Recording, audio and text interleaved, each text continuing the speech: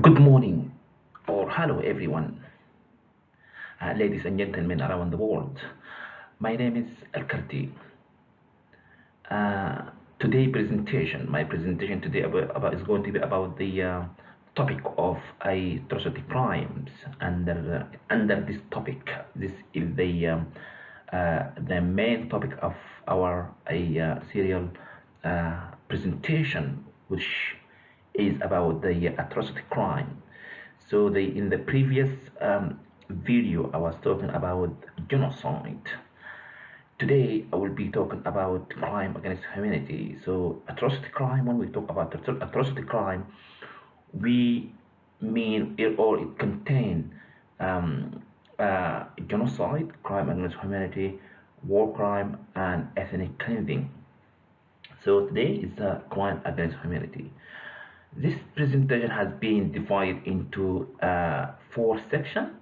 The first section is going to be a crime against humanity, give you background about these crimes, when it happened, and when the international community started using this term of crime against humanity.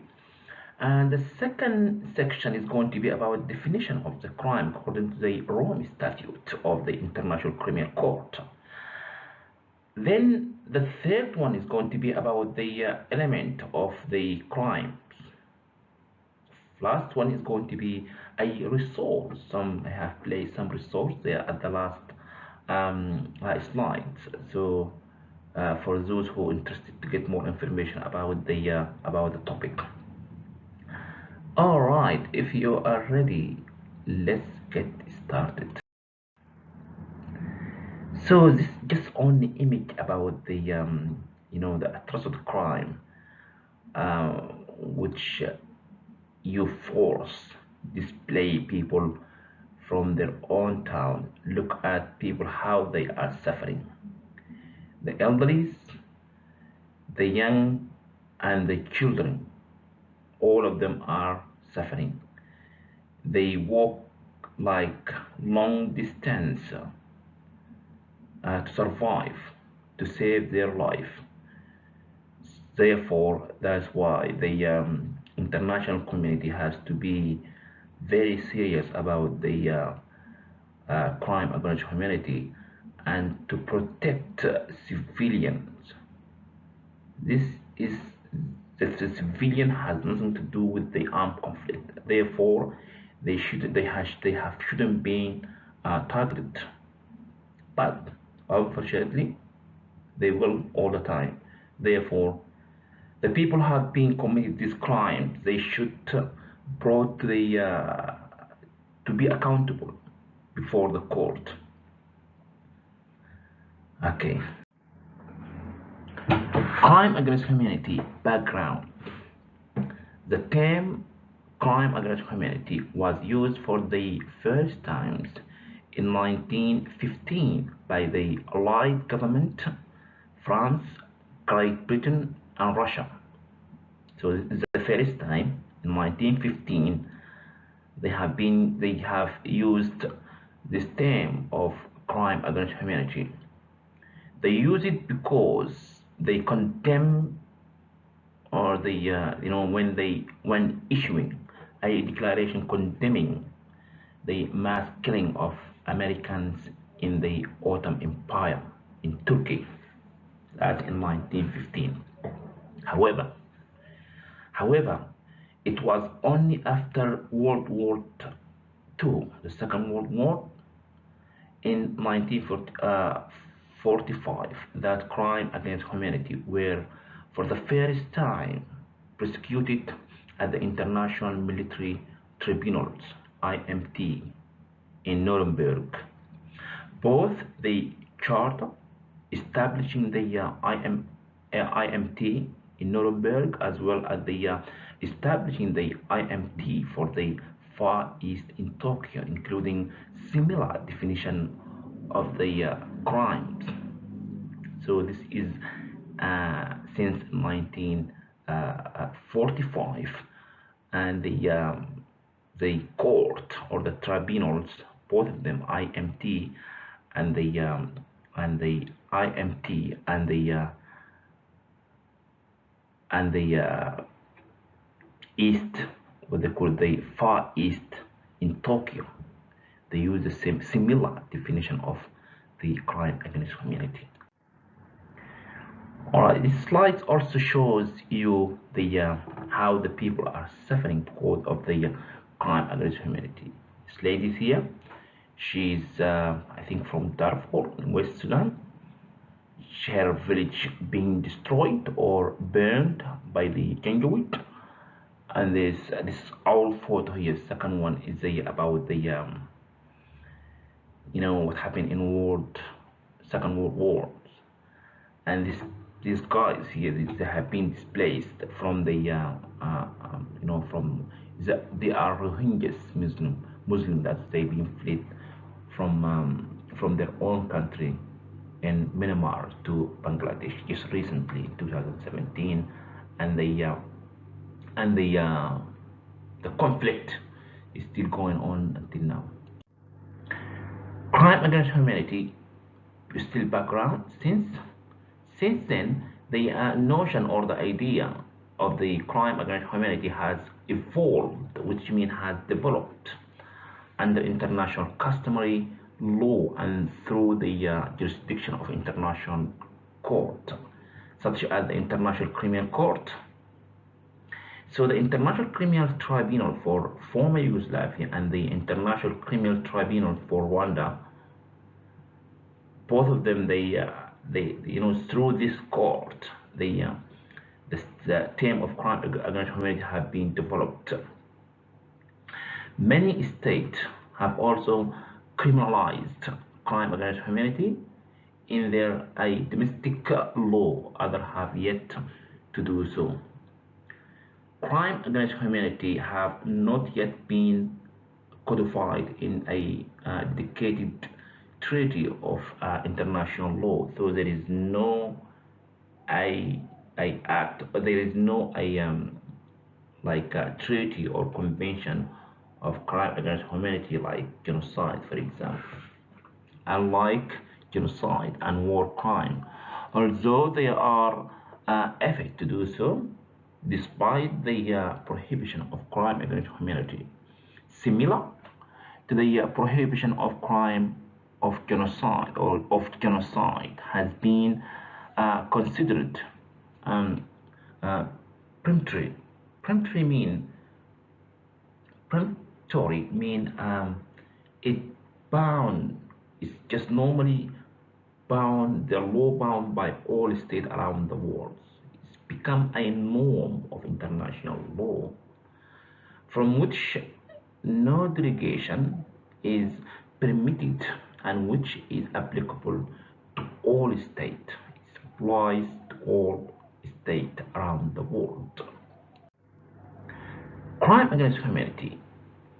The 1998 Rome Statute establishing the International Criminal Court, Rome Statute, is the document that reflects the latest consensus among the international community on this matter.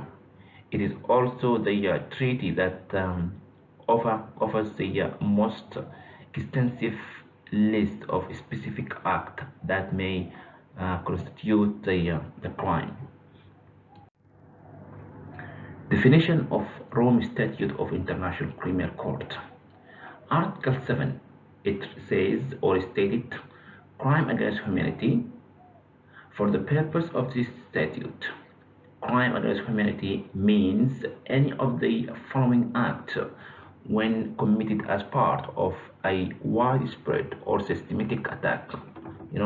This is very important element. Committed as part of the widespread or systematic attacks directed against any civilian population with knowledge of the attacks. This act, one of them is murder, to murder someone, to kill someone. We're still about the definition here. Extermination, to kill all the people. In this case here, to kill is the definition of extermination, which says to kill all the animals or people in particular place or of a particular type. In this case here we talk about people, we don't talk about animals. Enslavement, to force someone to remain in bad situation.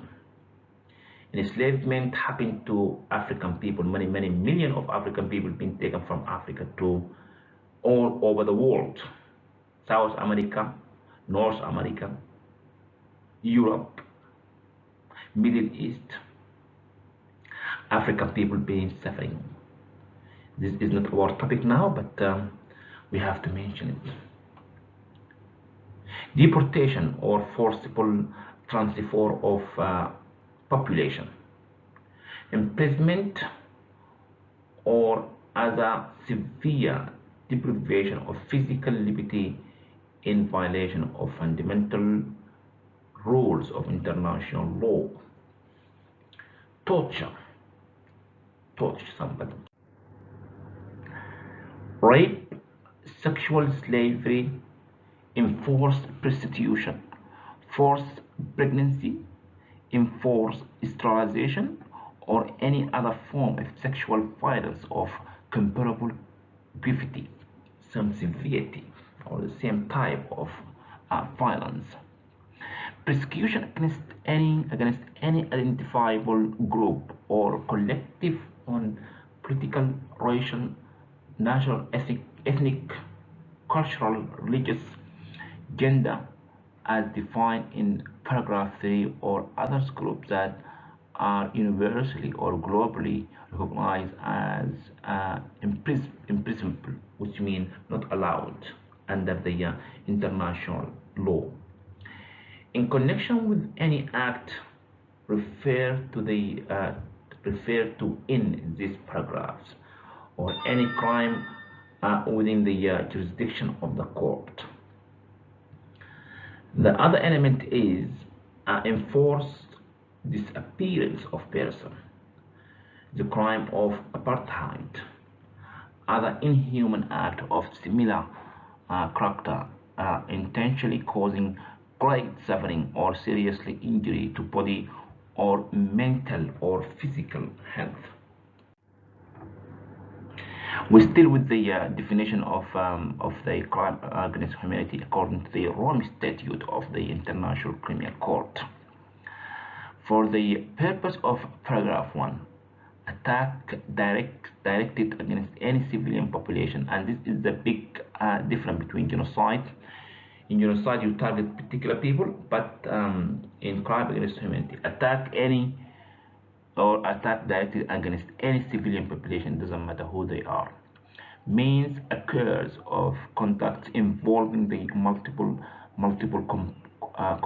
commission of act referred to in paragraph 1 against any civilian population, pursuant or according to or in the furtherance of a state organizational policy to commit such attack. Element of crimes. According to the Article 7(1) of the Rome Statute, crime against humanity do not need to be linked to any armed conflict, just like genocide, and can also occur in peacetime, similar to the crime of genocide. That same article provides a definition of the crimes that contain the following main element. This is a physical element which includes the commission of any of the following acts: murder, extermination, enslavement, deportation, or forcible transfer of population, imprisonment. Okay, crime against humanity. The people who, or the perpetrator who committed this crime should be brought and be accountable before the International Criminal Court. Here I gave you some example here. This person here is named Al-Bashir. He's from Sudan. He's been accused that he committed a genocide, war crime, and crime against humanity. And he has to be arrested and stand before the court before he died. The victim in Darfur are crying for justice. But the international community, they have been ignored them. That's all I can say. Element of the crimes: torture, grave form of sexual violence, persecution, enforced disappearance of person, the crime of apartheid, other inhuman acts.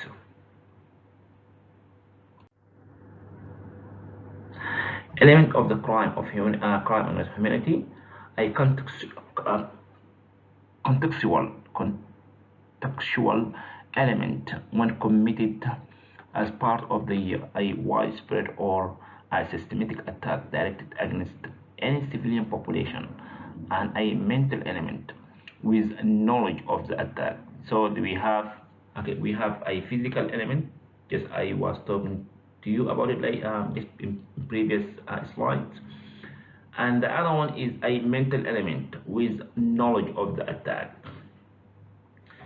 The contextual element determines the crime against humanity involves either large scales of violence in relation to the number of crimes of victims, or it is extension over a broad geographic area, widespread, or methodical, which means the way, type of violence, systematic. They exclude random, accidental, or isolated acts of violence. In addition, Article 7.2a of the Rome Statute determines that crime against humanity must be committed in furtherance of state or organizational policy to commit an attack. The plan or policy does not need to be explicitly stipulated or formally adopted, and can therefore be inferred from the totality of the circumstance. Element of crimes contrasts with the genocide. We compare the crime against humanity to genocide. In contrast with genocide, crime against humanity do not need to target a specific group. Instead, the victim of attacks can be any civilian population, regardless of its affiliation, which means belong to one of the elements such as race or religious or nationality or whatever, or so.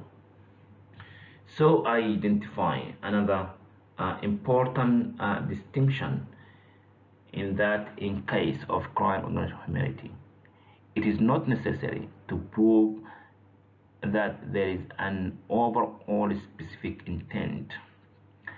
It is suffice, which means enough, for there to be a simple intent to commit any of the acts listed, with the exception of the act of persecution, which requires additional discriminatory intent.